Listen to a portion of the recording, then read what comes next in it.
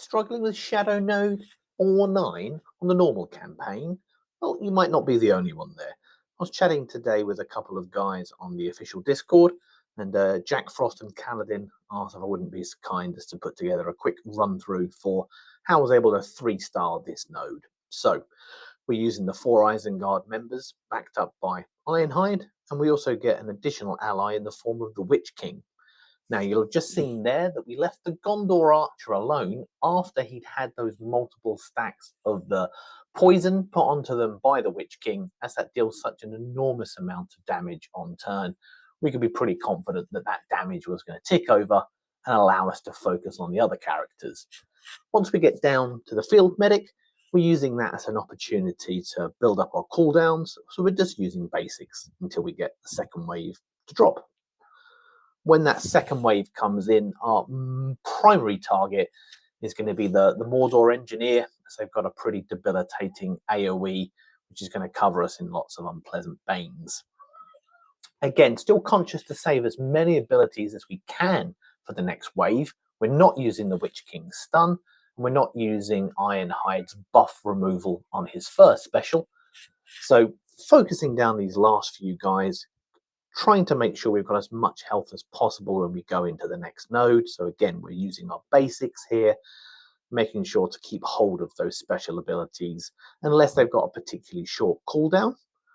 Using the heal there from Dunhar, partly because it puts out the weakens, so that's going to offset some of the incoming damage, but primarily we're using it to get the health out. Now, where things go slightly astray here is these debuffs that land on Ugluk means he's unable to land his blind in a moment, because this third wave, which is the one where most people are encountering some trouble, has another one of those pesky Mordor engineers. It's also got, tucked up in the corner, another one of the archers, and this archer has the passive ability that when an ally dies, he's going to gain some turn meter and then start attacking. So as much as possible, I would suggest blinding the engineer and then going off and killing the archer.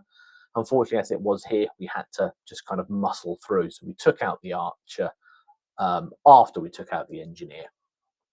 The troll handler on the right, we're ignoring for the most part. Their kit is largely healing.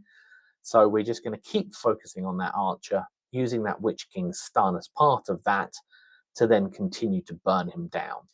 The key thing here with the Isengard faction is making sure you're able to land your Banes. Due to the leadership and passive abilities of Ugluk, you want to put out as many Banes as possible, as that's going to trigger that passive heal. Likewise, once we start to get those stacks of protection onto Ugluk, it means he's going to block when he hits. That's going to apply weak-minded, and that's also going to help with the heal. So the team I've got here are level 42 for the most part, although the Ironhide is a little bit bigger. If you are struggling with this node, I would suggest, first of all, making sure you've got your abilities built up to at least level 2 where applicable, and ensuring that your level is high enough that you're not just getting randomly one-shot by these guys, and try to make sure that you've got all of your cooldowns available for the third wave, getting that blind onto the engineer, and then focusing down the archer. Hope you found that helpful, chaps, and speak to you soon.